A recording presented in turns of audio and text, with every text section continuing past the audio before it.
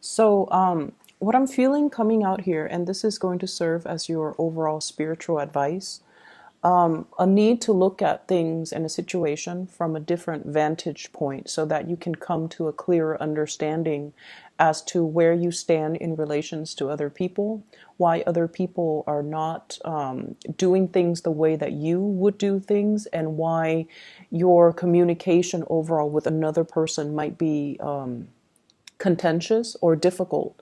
And so the need to kind of step outside of our shoes, put ourselves in other people's shoes to understand, all the things that they've been through.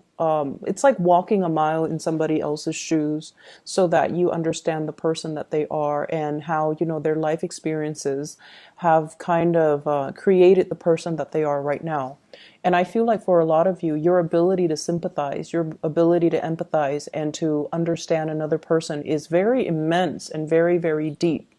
But I feel like in close interpersonal relationships as well, a lot of the times we lose our perspective, and a lot of the times too, our vision of what we want to build together as a relationship, as a unit, it might be, I guess, like it might be colored by our perception of what relationship entails, whether or not relationships are going to last, or whether or not we truly believe that relationships are meant to be, forever. So I feel like there might be some ideological clashes between you and a partner, between you and even a business partner, or between you and family members, based on the transient lifestyle that they have led. It's like they've been through a lot of turmoil and hardships in their own lives, and they don't see everything as permanent and long lasting.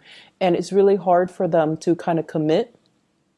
And so it's kind of I don't want to say your destiny or your responsibility, because, they need to find that within themselves.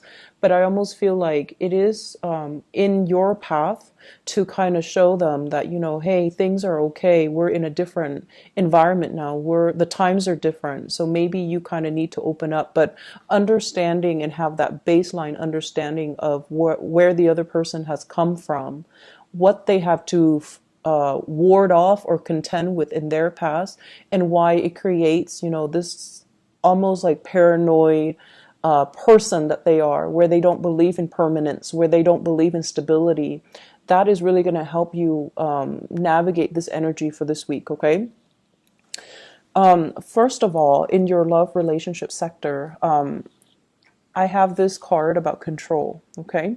This is the Four of Pentacles. And I usually look at this card hanging on to earthly possessions, feeling a little bit paranoid that things are going to be ripped away from us, feeling like we need to cling on to everything that we have.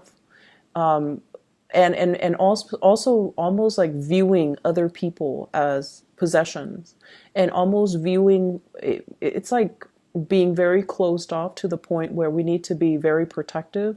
We need to take care of what's ours, which is honorable, and honestly, it's a good trait. But overdoing it can be detrimental. And I do feel a lot of the element of control when it comes to this card: clinginess, control, and wanting things a certain way. And I almost feel like, attributing our sense of self-esteem with our possessions, with the people that are in our midst. And I usually see it as like, the person that has like the trophy spouse, the trophy wife, the trophy husband, the eye candy, and that they can parade around town with someone who's very, very attractive, because they feel like it boosts their self-confidence when onlookers see that there was someone who's very attractive. They get a big ego boost. So it's kind of akin to that, and in a lesser sense, when it comes to relationships, this is trying to control resources, trying to cling on to everything, because we automatically assume that our sense of self-worth, our sense of competence, and our sense of confidence is greatly linked in with the people we surround ourselves and the material possessions that we have in our midst. And I also feel as well, when it comes to arguments, when it comes to dealing with another person that you're romantically involved with, that you're married to, or, a significant other, whoever it is, that you're romantically linked up with, this is like not being able to see outside of our own vantage point. Like I said earlier, clinging on so strongly to our beliefs that when people question our values, question our beliefs, we feel like it's an attack on us personally. And so we tend to get a little bit defensive. And a lot of the times, the things that we are very defensive about are things that we know to be true about ourselves. And that's why it's like touching a sore spot that we don't want to look at. It's like touching something we have swept under the rug that somebody is now poking at, and it makes us uncomfortable. So if there has been, arguments and things like that, where a partner has somewhat like triggered or found your soft spot, these are areas that you have to work on rather than getting defensive. Maybe it's time to, say like, let's take a break from this. Let me ruminate over what you have just said, and then I'll come back to you at a later date, detaching yourself so that you can do some inner examination, and that so you can figure out why these are such trigger topics for you, and why issues of control and dominance are playing out in your relationships. I feel like for many of you, it's like either side of the coin. You might be attracting people who are kind of like impulsive, or they're like trying to plan out everything for you in your life. So they might be encroaching, like crossing over your boundaries, or not respecting your free will. And so you have this defensive stance up all the time regarding a relationship partner, where you're trying to maintain your space and you're trying to take control of your own life. And then for others, there's this issue of, control and things like that coming in your relationship that you're exuding towards another partner. The partner that you're dealing with shows up here as the Six of Swords. This is somebody that has been through hell and back, okay? They've got a really interesting backstory. So if you're dealing with someone that has been through like a lot of tumultuous childhood, a lot of dealing with, a lot of relocation, moving from one place to the next. They've never had a place where they can call home. They've never had a place or a family, or even like a love relationship that accepts them for who they are. And I feel like this is a partner that has been through so much in their own lives that it's hard for them to believe in love. It's hard for them to believe in, soulmates and stability, and even, permanence. Okay. I usually think of this as a refugee card. It's somebody that had to be uprooted against their will from their place of familiarity and safety, and they have to venture off into a new land. And usually this indicates as well people of different nationalities, interracial dating, people of different cultures coming together. And automatically, whenever that happens, there's always going to be ideological differences, cultural differences, even cultural rifts and cultural divides that can be very difficult to overcome. And if there are linguistic differences, or they're saying difficulties, but I'm hearing, well, it could be both. If there has been communication difficulties due to linguistic differences between the two of you, I feel like that's another issue that's kind of like, it's like another level of that lattice on top of the existing problems in the relationship. So you're dealing with someone who has, he or she has had to overcome a lot of trials and tribulations in their own life. They are very self-made. They don't sit around and whine and complain over things. They just get things moving. And I almost feel this need for someone who you're involved with. They're constantly moving so that they don't have to process things, so that they don't have to feel things, because their emotions can be so overwhelming. If they took the time to really, see a therapist or to really vent, it's like it would open up a floodgate of emotions, and they're not really ready to do that. So you're dealing with a partner who might be very broken, very injured. They're moving away from that. They're sailing away from it, and they're coming into calmer waters, and they definitely feel there is a lot of safety with you. They definitely feel like there's safety, there's a purpose, and they're trying to build that permanence with you. So rest assured that you're with someone that's not going to be leaving, and you're with someone that finds the comfort and home in you. And at the same time, it's going to be a very slow process for this person to heal from whatever situation they've had to contend with in their past. And so, they're coming from a space where they might be a little bit downtrodden and broken. They're coming away from it, but I also feel like there's a very strong sense of protection that you are giving off towards this person. They've been through a lot, and you are also very paternally protective of them, to the point where it might be patronizing, to the point where you are offering to do everything for them and not allowing them that freedom of movement, or not feeling like they're capable or competent enough to do it. You might do it like it might be inadvertent from your end, but I feel like you're trying to control the situation. Okay, I usually see this combination as like controlling elements seeping into the relationship. One person might feel like it's healthy, but the other person, I feel like, feels like it's stifling. So be very careful about that. If that's your energy that you're bringing to the table, be careful in identifying that early on. If that's an energy that you feel coming from a prospective suitor or somebody that you're dealing with long term. The energy is very subtle, but it can be very toxic in the long run if you're not careful. Okay, if you don't nip it in the bud, it's going to escalate. So be careful about that. I also feel as well, others of you who are dealing with another person who's a lot more, I want to say, a lot more stable, is looking for permanence, is looking for kind of like home. Okay, we have here the Queen of Wands, and this is a fire sign, Sagittarius, Aries, or Leo. And it's also echoed in this card here. This is the Knight of Wands, okay? Somebody who is foreign to you. So from a foreign land, a foreign location, a foreign country. This is somebody that is a Sagittarius, an Aries, or a Leo, sun, moon, or rising. And what I feel coming in with this card is this is somebody that's really, really, really fun to be with, okay? They exude a lot of excitement, a lot of passion. There could also be a lot of chemistry between the two of you. And the energy is really, really strong. They're very proactive. They get a lot of things done in their lives. They're kind of on top of this hill, like, I've made it. I'm now scanning around for a suitable partner, but somebody needs to be on my level. Otherwise, I'm not going to date them. So this is somebody who is quite picky. And if someone doesn't really, they're on a hill, so they have a lot of prospects, right? They're looking at things from a bigger, larger vantage point, or a higher vantage point. And I feel like they see what you're about, and they need you to kind of like walk up this hill and meet them halfway, or they need to know that you're on their level in order for you to invest in them.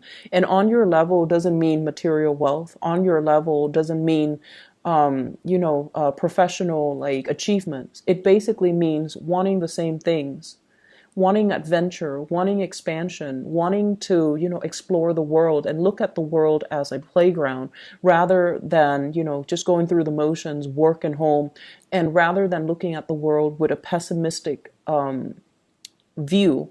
I feel like they want an equal partner in fun and adventure, and I feel like they're going to be a really good person to travel with. They're a good person for you to expand your worldview, your consciousness with.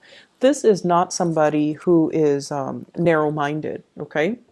I feel like, they have their preconceived notions, like what the world is supposed to be, but they also make a lot of allowances for other people. They tolerate. I'm getting like a very tolerance, a very understanding, a very maternal vibe with this person, where they care about people. They care about humanitarian ideals and goals. And I feel like they connect to people not as foreigners or like you're from this country, you're from that country, but they have this sense of collective consciousness where they see everybody as a human race, and they don't have any prejudice. They don't have any narrow-mindedness or tunnel vision when they deal with other people. And I feel like for them, there's also this innocent, trustworthy, and trusting energy that they bring to the table where they don't really believe anyone is out to hurt other people. So you might think it's naivety, but I feel like it's more giving everyone the benefit of the doubt. So you have someone that is really, it's like providing a breath of fresh air in your life and a fresh perspective.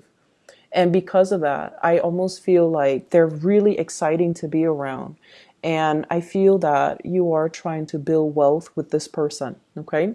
I have here the Ten of Pentacles. This is an escalation in the relationship. The way that this card is depicted, it's almost like castle in the clouds, right? Castle in the clouds, dreaming and conjuring up, this ideal family image, this sort of like a grand match between two people where the two people have the same educational level of attainment. If, for example, you have a PhD, they have a PhD. If you have a master's, they have a master's. If you have a law degree, they might be, if you're a lawyer, they might be a doctor. It's somebody who's very, very similar in professional achievements, educational achievements, someone who is a really, really good match. And for those of you who are in arranged marriages, I feel like your parents or whoever is setting you up might have somebody in mind for you who is a really, really good match. So a really suitable match for you, not just materially and professionally, but also a very good match for you on a spiritual level, and that will really allow you to grow and have a really fun relationship as well as a stable, suitable relationship. When I look at this card, I think about royalties and how back in the days, people kind of like, it's like a political marriage. But I feel like with this card and with the energies that it's wedged in between, you're meeting somebody that is a really good match for you. And I feel like there is this nesting instinct that's going to come naturally to the two of you. Okay, nesting instincts, people assuming their specified gender roles. So even for same-sex couples, it's almost like one person will step up and assume the feminine role, the other person will automatically then assume the masculine role. So whatever that means to you in every relationship, even same-sex relationships, we kind of need to embody the yin and yang energy in order for the energy to flow well. And I feel like there's this natural affinity that you have with another person where one person embodies the yin energy and the other person that yang energy. And so things will move along very, very smoothly. And as a result of that, we're going back to the first card. This is about, relinquishing control. This is about allowing your partner the freedom and also the opportunity to step up and, take control of situation, or also allowing, the natural flow of who's in control and who's relinquishing, just allowing that to naturally calibrate between you and another partner rather than forcing a connection, rather than, having it a specific way. I do feel for many of you in relationships, you are at a point where you are trying to, your nesting instincts are kicking in. You are trying to build something with a relationship partner. So you might be conscious or, a lot more aware about your spending, which is a good thing. You are a lot more conscious about saving up. You are a lot more conscious about, taking care of your relationship partner, wanting to purchase a property, wanting to buy a house, wanting to buy a car, wanting to, save up for the children's college fund. So you're doing practical things to sort out and balance out your resources just so that you can pass some things along, pass down a legacy, pass down an inheritance, and leave something of lasting value to your children because somebody is triggering this nesting instinct within you. In other areas of your life, I do have a spiritual advice that's coming into the picture for you. And I feel like for some of you, and I know it's supposed to be, spiritual advice, but I'm seeing it here, so I'm just going to say it. I feel like you have an ex that's still haunting you for some of you, and you have moved away from it, but I feel like you can't be rid of them. That's what it feels like to me. They're either relentless, like they won't let go of the connection, or you're not being clear enough. And this is something I've mentioned before many, many times for Cancerian people, especially the men, especially the Cancerian men. You're really nice people, and a lot of the times you send, confusing messages to the people that you're interacting with. And take a page out of the, I want to say, what sign is very, very final? Capricorn. Take a page out of the Capricorn playbook when it comes to, exes and relationships, okay? When they're done, they go silent. They don't even need to entertain that person. When they're done, Capricorns are done, they will ghost you. And you will never ever know, did the Capricorn person die? Are they okay? How could they not respond to me? Well, it's because they're very final. And also, it's because they also, and I feel like this is their incentive, or their, rationale for doing what they do. It's because they don't want to open up that door of communication and have you confused, or they don't want to, lead the other person on.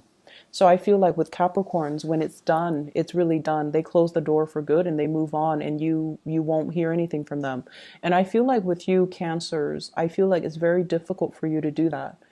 And you might chalk it up to playing nice and being courteous. But what it does is that it creates hope from the other side, from the other person, that, oh, they're still talking to me. They might want me back. Maybe not now, but one day. So I'll keep knocking at that door.